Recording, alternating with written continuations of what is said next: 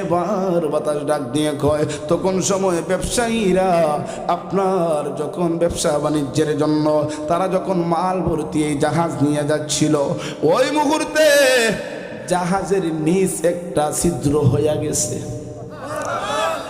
এত বিশাল সমুদ্রের মধ্যে এতগুলা মানুষ, এত জাহাজ ভর্তি খাবার, এখন ওই মুহূর্তে মানুষগুলা জাহাজ ডুবে মারা যাইব, এতগুলা খাবার নষ্ট হয়ে যাইব, এতগুলা মানুষের প্রাণ চলে যাবে রে।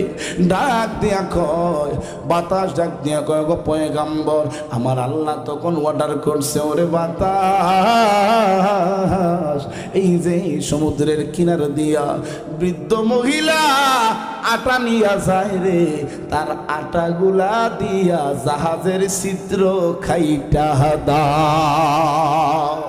আরো জোরে জোরে বলতে হবে সুবহানাল্লাহ।